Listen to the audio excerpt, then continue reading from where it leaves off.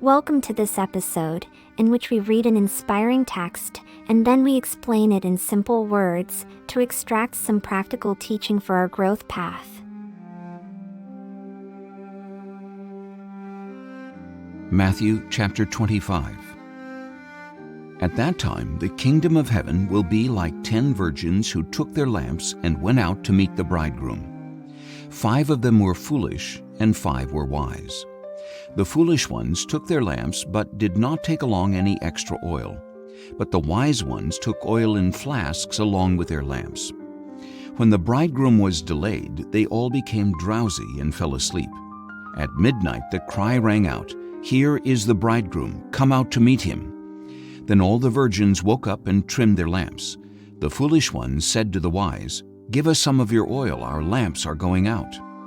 "No," said the wise ones, "or there may not be enough for both us and you. Instead, go to those who sell oil and buy some for yourselves." But while they were on their way to buy it, the bridegroom arrived. Those who were ready went in with him to the wedding banquet, and the door was shut.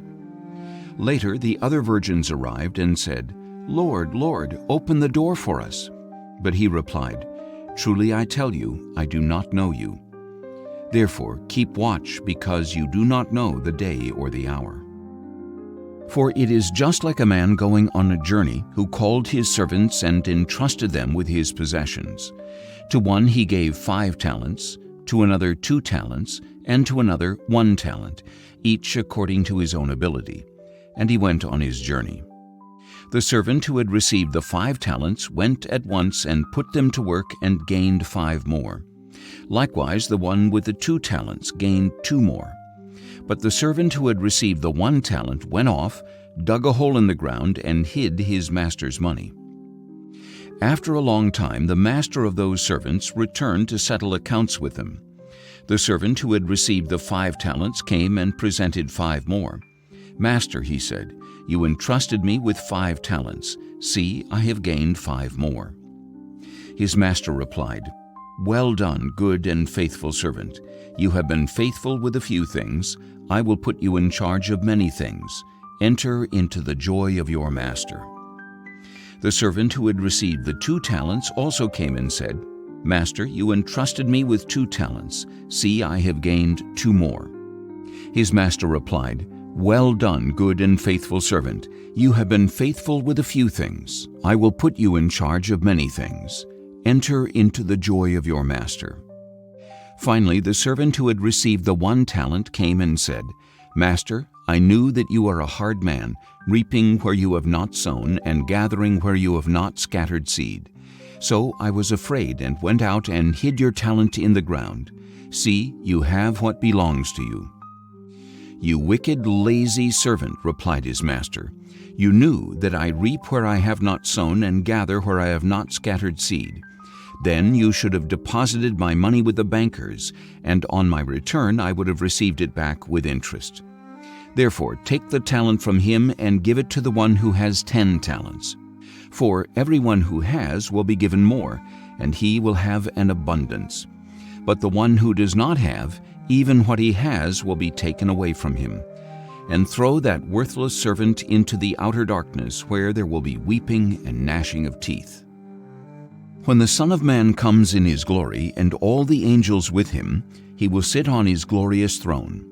All the nations will be gathered before him, and he will separate the people one from another, as a shepherd separates the sheep from the goats.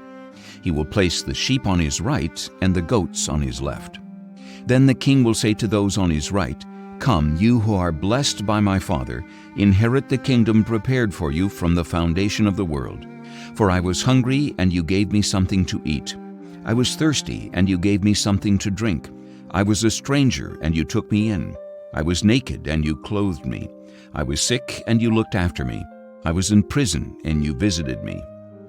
Then the righteous will answer him, "Lord, when did we see you hungry and feed you, or thirsty and give you something to drink? When did we see you a stranger and take you in, or naked and clothe you? When did we see you sick or in prison and visit you?" And the king will reply, "Truly I tell you, whatever you did for one of the least of these brothers of mine, you did for me." Then he will say to those on his left, 'Depart from me, you who are cursed, into the eternal fire prepared for the devil and his angels. For I was hungry, and you gave me nothing to eat. I was thirsty, and you gave me nothing to drink. I was a stranger, and you did not take me in. I was naked, and you did not clothe me. I was sick and in prison, and you did not visit me.' And they too will reply, 'Lord, when did we see you hungry or thirsty, or a stranger, or naked, or sick, or in prison, and did not minister to you?' Then the king will answer, 'Truly I tell you, whatever you did not do for one of the least of these, you did not do for me.' And they will go away into eternal punishment, but the righteous into eternal life." We have a lot of teachings from this scripture. This story offers valuable lessons that are still relevant today.